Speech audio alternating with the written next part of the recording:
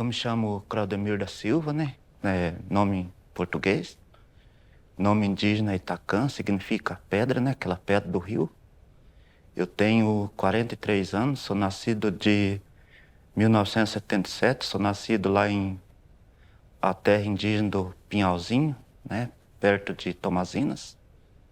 E eu moro ali na terra indígena São Jerônimo da Serra, já estou indo há 38 anos que eu moro ali. Oi, meu nome é Ayla Noemi Colmenares Espinosa, tenho 28 anos de idade, eu sou da Venezuela, nasci especificamente no estado de Yaracuy, que é o nome do meu estado, é um nome indígena, que significa colher água lá longe. Eu me chamo Rony Remy, nasci no Haiti, cidade Maiçada, no estado centro, e eu tenho 35 anos. Antes que eu vim para cá, eu trabalhava numa escola do meu irmão mais velho, e onde eu ajudava na questão administrativa e também eu ensinava. Em 2010, aconteceu um terremoto no mês de janeiro e essa escola foi destruída e a gente estava numa situação bem complicada e eu resolvi de deixar o país, primeiramente para tentar esquecer o que aconteceu, esse momento de traumatismo, e por isso eu decidi de sair do país, para tentar também reconstruir a minha vida, como tudo que a gente tinha quase, a gente perdeu quase tudo. Daí a perspectiva que eu tinha era sair do país. No momento que eu decidi de deixar o país, eu tinha só uma pessoa conhecida que já fez esse trajeto. Quando eu perguntei para ela, e falou para mim, mas só não me explicou de maneira clara o caminho, o trajeto e como ela também. E eu passei pela República Dominicana, é lá que eu peguei avião até Equador. Quando eu cheguei lá no Equador, eu saí e tinha uma pessoa que estava esperando fora e que vai comprar uma passagem de ônibus. A gente vai atravessar outras cidades no Equador para chegar até Peru, do Peru para comprar passagem, mas como eu não falo espanhol, daí sempre tem alguém que espera no tal terminal, pega um pouco de dinheiro, vai lá comprar uma passagem e daí a gente continua esse trajeto. Eu me lembrei que demorei aproximadamente 8 dias para chegar até Brasil. Mas lá no Acre, numa cidade lá da fronteira com o Peru. Eu cheguei lá no Acre em 2013, no final do ano, e eu saí lá em 2014, no mês de janeiro. Eu saí do Acre e eu cheguei lá em Porto Velho. Cheguei lá, a pessoa que estava junto comigo, a gente ficou um tempo lá e eu consegui o primeiro trabalho que eu consegui, era na questão de metalurgia para fazer cadeiras. Eu fiquei 25 dias lá fazendo esse trabalho. Depois, era um contrato, não tinha mais serviço e eu consegui um emprego, mas lá no coletor de lixo. A empresa se chama Marquise. Eu fiquei lá 4 meses trabalhando, registrado. E como eu queria aprender português, tinha aulas de português, mas esse trabalho você começa muito cedo, até 8 horas da noite ainda você não chega em casa. E era bem difícil. Eu falei, mas não vou ficar nesta cidade, não vou ficar nesse trabalho. Alguém me informou que Curitiba, a pessoa que me recebeu, ela morava lá no Boqueirão, falou para mim que o trabalho que ela estava trabalhando, nesse trabalho, ela termina tipo 4 ou 5 horas. Eu falei, mas é bom. Se termina nesse horário, você consegue fazer outras coisas. Eu falei, então eu vou vir, eu vou sair daqui, eu vou para Curitiba. E eu deixei Porto Velho, eu saí do emprego, e quando eu cheguei aqui no Boqueirão, Curitiba, e eu consegui um emprego na mesma semana. Mas o que me surpreendeu aqui, e quando eu cheguei, as pessoas que eu encontrei, que seja na vizinhança, eu vi que é muito difícil para dizer bom dia, né? Para cumprimentar alguém. Isso me surpreendeu. Eu não entendia o motivo de chegar num lugar, num espaço, de não falar bom dia, por exemplo. Isso aqui era um choque para mim, eu demorei para entender. Bom, digamos, essa questão cultural. Muitas pessoas falaram que é do próprio curitibano isso, é normal. Não somente com o estrangeiro, mas também com o próprio brasileiro. Daí demorei para entender, mas a língua também, como quando eu cheguei aqui, não falava, falava poucas coisas em português, mas eu encontrei um casal que morava lá na Bélgica. Esse casal, como fala francês, eles conseguem me ajudar. Procurar aula português para mim, me ofereceram aula português lá no Bairro Alto. São as primeiras aulas que eu fiz. Esse casal me ajudou bastante. Eu lá na Venezuela sou técnica em enfermagem. Eu trabalhava lá em uma clínica, como enfermeira, como técnico. Minha rotina era como qualquer pessoa que trabalha, ir para o trabalho, atender pessoas. Eu trabalhava a maior parte na emergência da clínica. Depois voltava a casa para me reunir com meu filho e meu marido, e com meu pai, que eu morava lá com ele, e meus irmãos, que ainda estavam lá. A gente nem pensava sair de lá, da Venezuela. Só que a situação econômica do meu país foi piorando muito rápido. Então, o dinheiro que eu ganhava trabalhando já nem alcançava para pagar a passagem do ônibus que me levava até o trabalho. Então, eu decidi pedir demissão no trabalho, e a gente foi pensando assim que para sair de lá, porque já tinha muitas pessoas que tinham saído da Venezuela em busca de um futuro melhor para a família. Então, pensando assim, a gente pensou, meu marido, na verdade, ele veio primeiro para o Brasil. E pensamos muitos outros países que falavam espanhol, a língua da gente. Então, como ele já tinha um irmão aqui, que ele veio fazer uma pós-graduação, ele fez mestrado, depois fez doutorado, mas ele terminou ficando aqui por causa de que quando ele veio para cá, ainda a situação era boa lá.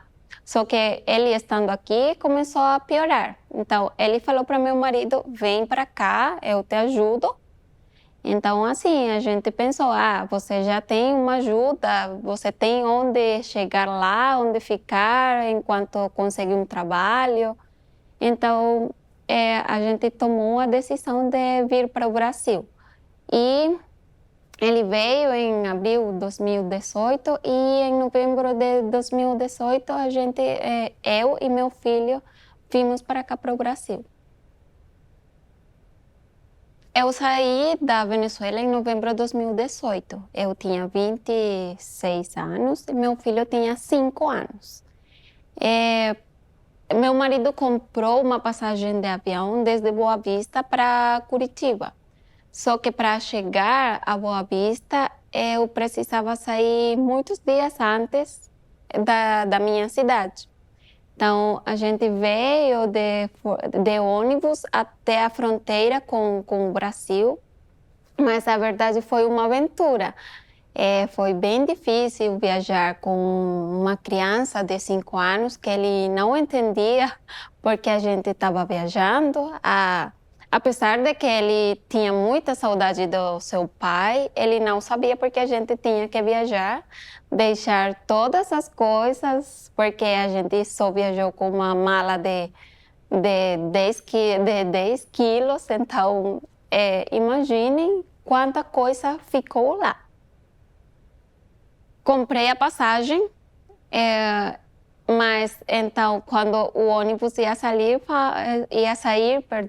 falaram, não, hoje o ônibus não pode sair, teve problema, assim, então fica para amanhã. Então eu falei, tá bom, então amanhã é para viajar amanhã porque já não tem mais tempo, eu podia perder só um dia. Então a gente saiu antes, prevendo essas coisas, qualquer problema que poderia acontecer. Só que no dia seguinte também falaram que não ia sair ônibus para a fronteira. Eu falei, meu Deus, agora o que eu faço? Perguntando, consegui um ônibus que ia até a fronteira. Então, a gente subiu no ônibus, só que desde que saiu o ônibus, ele saiu com problemas. De um lado tinha montanha e do outro lado tinha o despenhadeiro. E o carro, chegou um momento, o ônibus, que ele vai assim na estrada e ele fez assim para cair pelo despenhadeiro. Depois ele voltou a endireitar, depois fez para esse lado, voltou a endireitar e ele acelerou e quase bate com a montanha, só que ele não conseguiu bater.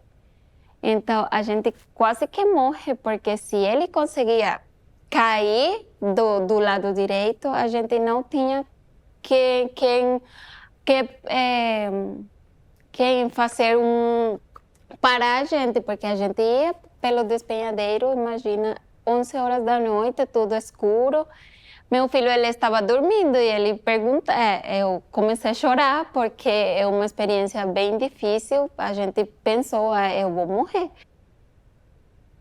Eu cheguei no aeroporto de Boa Vista 9 horas da noite.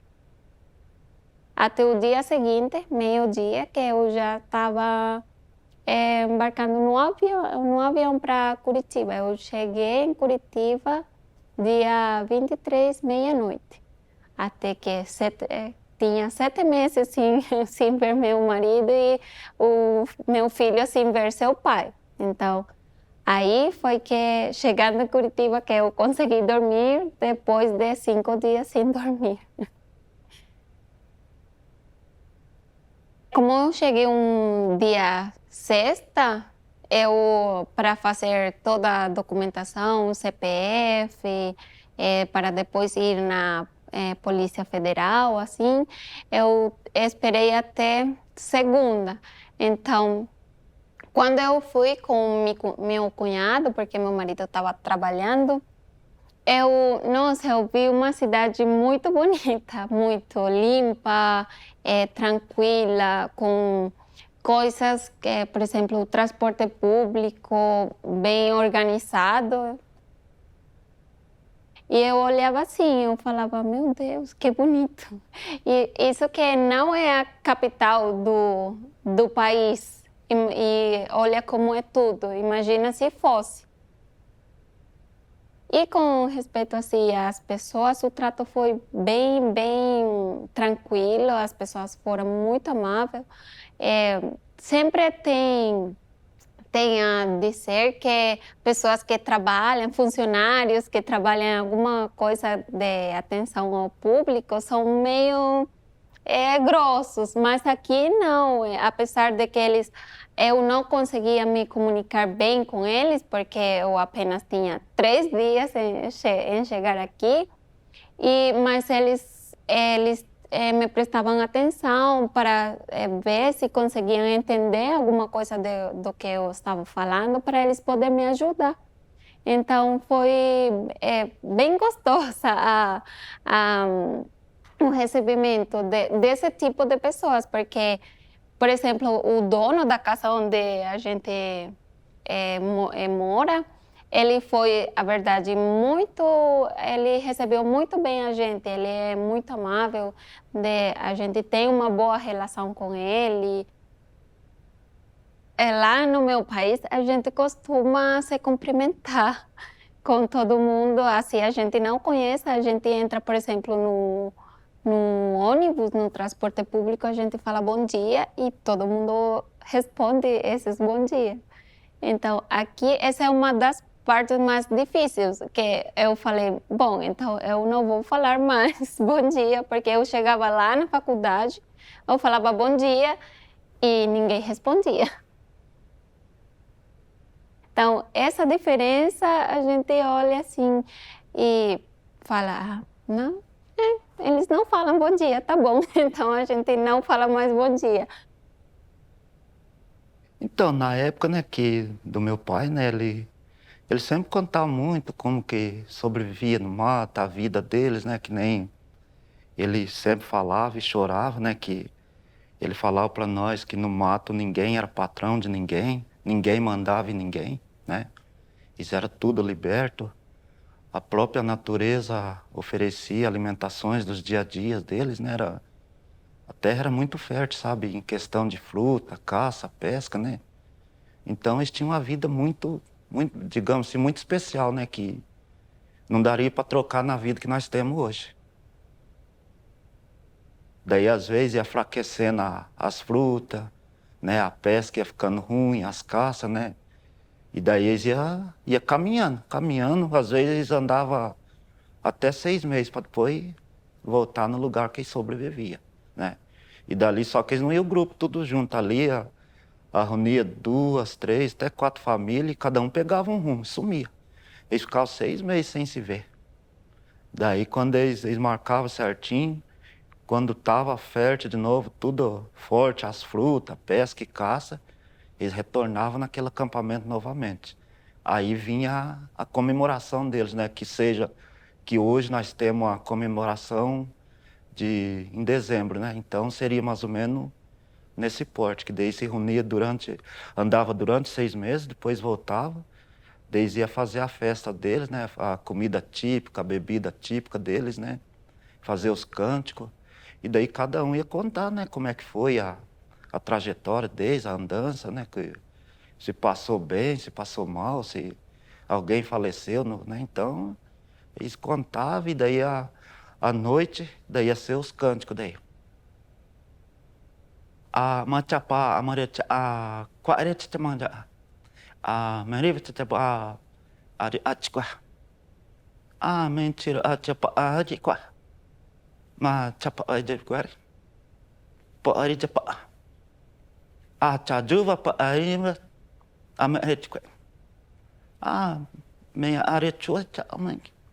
Pari chapa. Quarete chapa, anja, wari. Amait. Ita chapora chama. Ko ayana pa. Meri chapo jiri cantar Arubu tinha uma... Tô falando para vocês que eu vou apresentar um pouquinho o cântico, que era uma comemoração muito importante para a etnia Xetá, que a gente se sente muito feliz e abençoa nosso dia.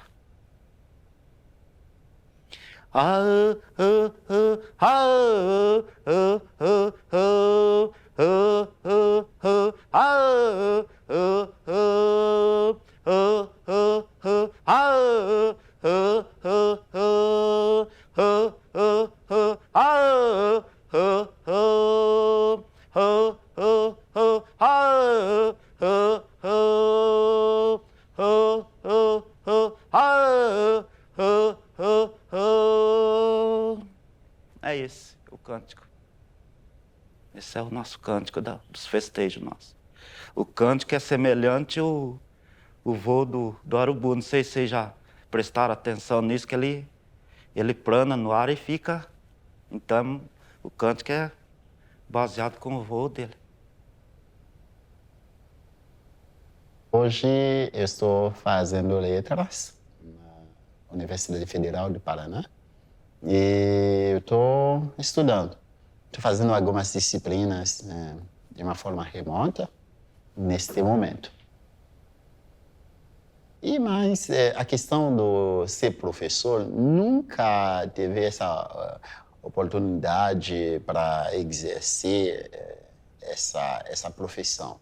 Porque quando chegar em outro país, outra língua, não é fácil, né? Talvez isso vai acontecer, mas vai demorar por causa da língua que você precisa dominar. Isso eu acho que nessa parte também fica difícil para exercer a profissão. Não somente eu, mas muitos haitianos que eu conheço, até africanos também, não conseguem exercer a profissão aqui no Brasil. O que mais é difícil é a língua, porque vocês têm, por exemplo, ditados, assim, ou coisas que para você faz sentido, mas que a gente tenta buscar a tradução literal na minha língua e a gente não entende o sentido. Então, porque meu marido fala, mas por que falam isso assim, se isso significa assim? Eu falei, esquece de entender tudo o que eles falam no sentido literal da tua língua, porque tem coisas que você não vai entender e não vai ser igual quando você traduz. Então, esquece. Tem palavras que são iguais, mas que a gente é muito difícil pronunciar. Por exemplo, uma palavra que para mim é difícil pronunciar, que até agora eu penso para falar, é jarra.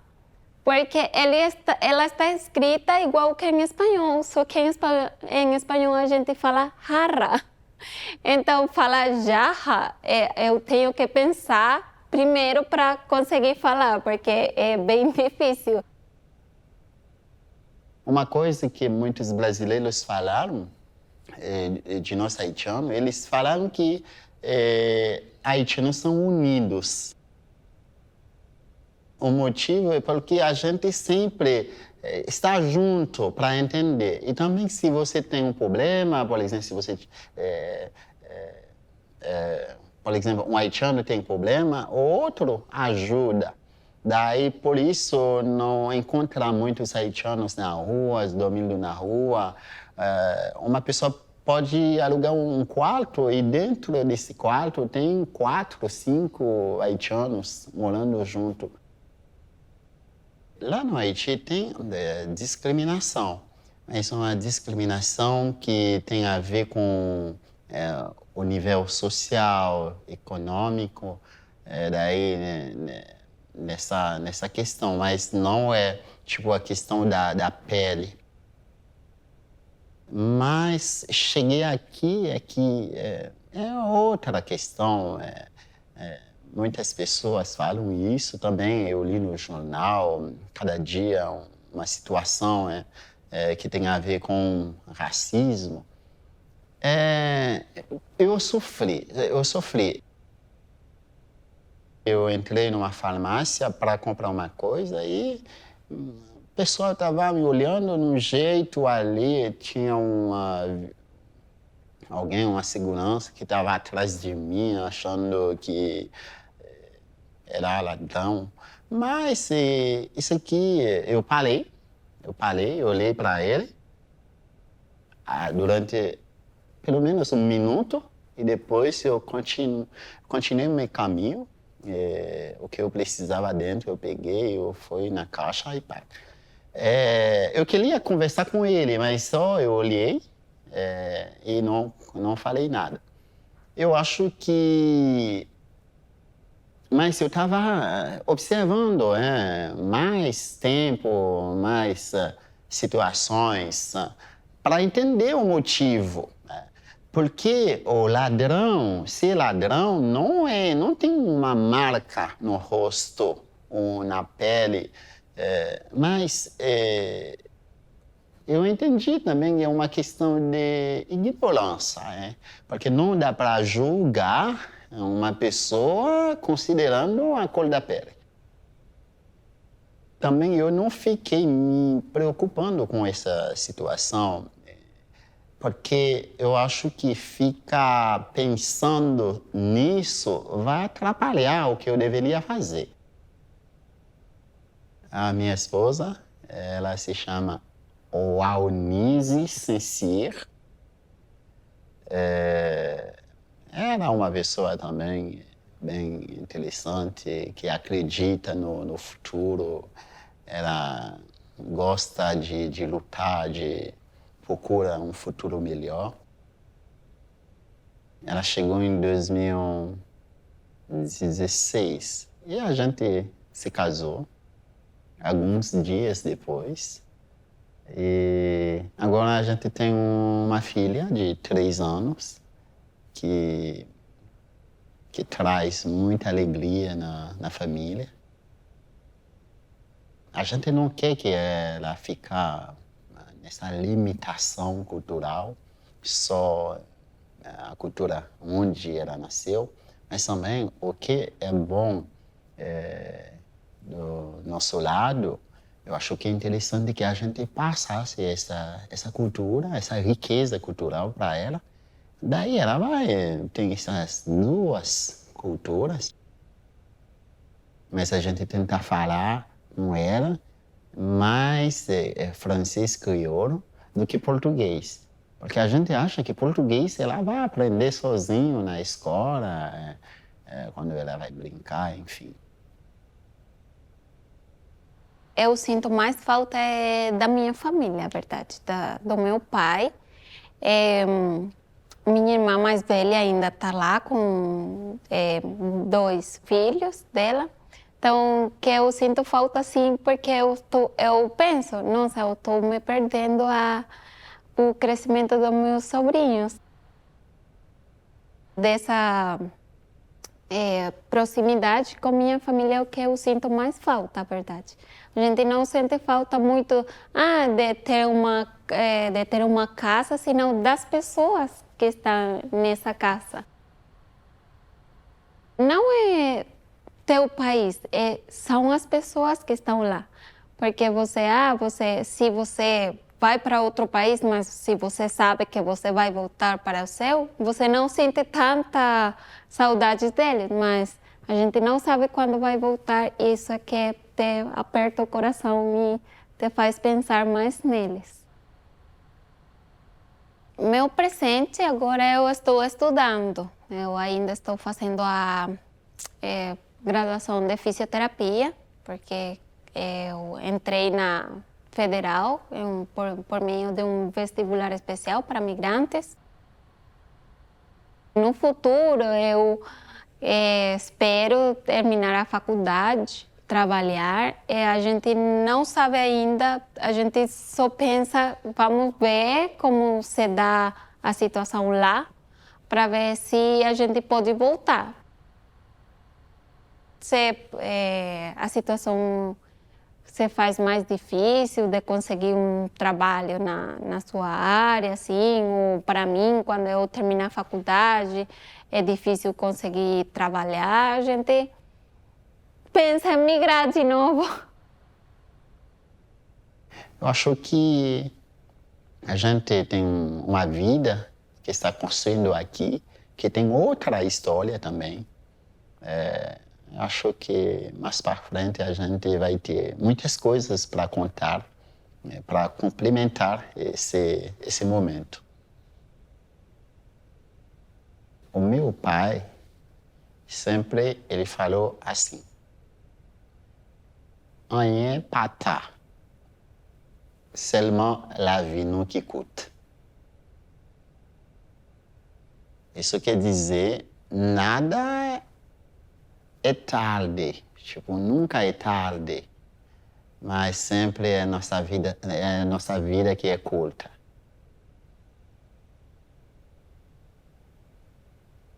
Então, o primeiro contato dos povos, dos etnias Xetá com o não indígena, foi na época do governador Lupião.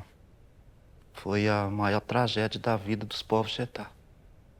Que ele começou a pronunciar lá que era uma terra muito fértil, né? E começou a vender os pedaços para os colonos, que era muito bom para os cafés. E daí começou a chegar os povos, né? Imprensando os indígenas. E no início eles começaram a correr, e eles desmatando. Daí chegou um ponto que encantaram eles num canto que não teve saída mais. E o que aconteceu? Desde que os indígenas começaram a enfrentar os não índios, mas infelizmente o que você faz com a flecha contra uma arma de fogo? Desde que começaram a matar os indígenas, né? E vai. O meu pai contava para nós que era 1.600 indígenas. Foram matando e foi se acabando. Daí surgiu aquela época do SPI também. Que acho que foi, não sei se foi na década de 60 ou 70, mais ou menos isso. Daí eles começaram a dar um pouquinho de proteção para os indígenas. E daí o meu pai contava que eles pegaram 2 indinhos, eles estavam no pé de árvore colhendo fruta, e esses caras que estavam desmatando, chegou, não deu tempo, conseguiu correr só 2. E esses 2 não conseguiu correr. Desde que eles pegaram esses 2 indinhos e levou para o acampamento deles. Chegou lá, eles deram comida dessa que a gente come hoje, né? Deram para os indígenas, não quiseram. Porque no mato não tinha sal, não tinha nada disso, né? Daí diz que os indígenas começaram a fazer uma estratégia para ir lá tentar resgatar esses 2 casalzinhos de indinho. Daí que eles foram e conseguiram, chegaram, invadiram o acampamento e conseguiram pegar esses 2 indinhos. Daí diz que essas pessoas tinham vestido roupa neles, né? Essa roupa que nós usamos hoje. Daí chegaram no Arthur, pegou a roupa deles e rasgou tudo e pendurou num galho. E a mãe desses indígenas chorava muito por causa deles, né? Achava que tinham morrido, eles tinham matado, sei lá.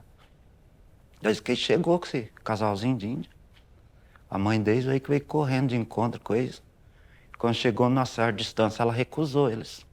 Porque eles tinham dado banho neles com sabão, sabonete, né? Daí ela falou que eles estavam fedendo, não estava querendo aceitar eles. Porque no mato não tinha nada disso, né? Que eles tinham uma folha no mato que eles passavam no corpo e passavam areia do riacho no corpo para tirar a sujeira do corpo. Daí, com o tempo, acho que não sei se foi o Vladimir Kozak que conseguiu se aproximar desses índios. Foi tentando e conseguiu. Né? E ele ia lá e se acampava no meio deles lá e eles pegaram a confiança nele, sabe? E nessa fazenda mesmo, eles fizeram um alojamento para esses indígenas. E tentaram trazer eles, só que eles vinham ali, ficavam um dia, 2, desaparecia para o mato de novo. Ficava 1 mês, 2 meses sem aparecer lá. Desse Vladimir Kozak ia lá de novo, ia lá onde é que estava e conseguia trazer eles de volta. E foi nessa luta. E daí, quando foi fechado mesmo, daí acabaram com todos os índios. Daí saiu o caminhão de índio de lá que consumiram até hoje. Ninguém sabe explicar que rumo pegou. não sabe para onde foi. Olha, eu vou falar declaradamente, lá, infelizmente, não é mais o que era. Hoje é só pasto e café, tem vestígios de café, né, que acabou tudo em nada, mas aquela mata linda que existia, hoje você não vê mais. Não tem nada, nada mais. É cana, é pasto, né? Limpou a terra, não existe nada daquilo mais. Só ficou saudade, só. A gente ainda vê ainda hoje só por vídeo, só, mas infelizmente você não vê aquela natureza linda que você vinha alguns anos atrás. E na época o João Serrano, ele era funcionário do SPI. Ele era lá dessa aldeia do Pinhalzinho que eu falei para vocês que eu nasci lá. Ele pegou o meu avô, que é o pai do meu pai, e o irmão do meu avô, e meu pai era pequenininho. Pegou e levou eles para essa aldeia. E eles demoraram 45 anos para se reencontrar de novo. E foi aonde que morreu tudo e consumiram com o resto. Foi onde que ficou esses 8 índios que vocês falam. Que daí é meu pai, o tio Tuca, tio Quen, tia An, tio Rondon e o tio Tiquém. São os 8 que sobreviveu. E por incrível que pareça, meu pai se sentiu mal, que ele tinha problema no pulmão. Ele vinha se tratar aqui em Curitiba. E tinha uma casa do índio aqui, que de antigamente, né, pá? Porque os índios que vinham fazer tratamento de saúde ficavam ali. E dele estava conversando com o indígena lá, em Guarani, e contando para ele, né? Um contando a história um do outro, né? Como é que é a cultura, a sobrevivência. E por incrível que pareça, a Carmen, a antropóloga Carmen, sem querer, ela ouviu um pouco das conversas. E ela se interessou pela história do meu pai, né? Ou seja, do nosso povo. Daí ela pediu permissão para ele se ela podia trabalhar com ele e tentar localizar os parentes, né? E vai daqui, vai dali. E ele, com muita saudade, ele autorizou que podia. Daí foi mais ou menos acho que foi quase um ano ainda para ela conseguir localizar tudo. E fez parceria na época com o pessoal da FUNAI, pessoal da prefeitura lá da nossa cidade, São Jerônimo, com o pessoal da FUNAI lá de Londrina, uma antropóloga na época, a Kimi, também entrou de parceria. E daí em 94 aconteceu esse encontro dos povos Chetá lá em São Jerônimo. Foi muito emocionante. Depois de 45 anos conseguiram se reencontrar tudo. Esse meu tio Tuco que estou falando para você, ele faleceu. E para ele não esquecer a língua, ele se olhava no espelho e falava com ele mesmo, na língua. E daí o tio Quen também, até hoje, ele não... Se você não prestar atenção, bem focar mesmo na conversa dele, você não entende o que ele fala. Ele fala muito enrolado demais. E já na língua ele fala muito bem. E meu pai teve o privilégio que daí ele saiu com o pai dele e o tio dele, né? Daí não tinha como esquecer a língua e meu avô morreu e não conseguiu falar no português. Só na língua, só. E o meu privilégio foi que daí eu comecei, dos 7 anos, comecei a sair viajar direto com meu pai. E daí ele conversava comigo só na língua. Só na linguagem daí. E eu respondia alguma coisinha, daí até que fui pegando no ritmo mesmo. E aprendi. Falei, graças a Deus aprendi com ele. É a língua materna dele mesmo que eu aprendi. Não aprendi nada em livro, não, em escritura. Foi com a língua materna mesmo com ele que eu aprendi. Sempre meu pai vem no...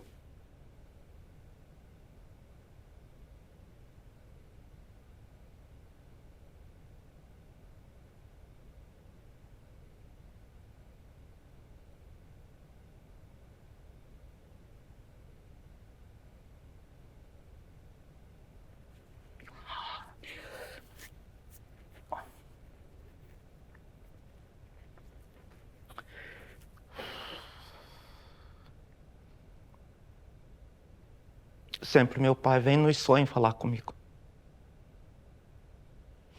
Ele não deixou de mim. Sempre quando eu estou muito triste, eu vou para a mata, eu converso com ele. Quando eu estou muito triste, eu não fico na minha casa. Eu saio cedo, vou para o mato, fico o dia inteiro, só volto à tarde. Ali eu entro em contato com meu pai. Então, e daí eu comecei a trabalhar e dar aula. Daí comecei a desenvolver a língua e graças a Deus tem meus sobrinhos, meus irmãos que não estão bem falantes, mas estão conseguindo falar alguma coisa. Então, esse é o modo de eu não perder minha língua. Isso para mim, eu sempre falo para o povo que foi a maior riqueza que meu pai me deixou, a maior herança foi a nossa língua da nossa etnia Xetá. Para mim é muito importante, mas não troco isso por nada. Por nada mesmo.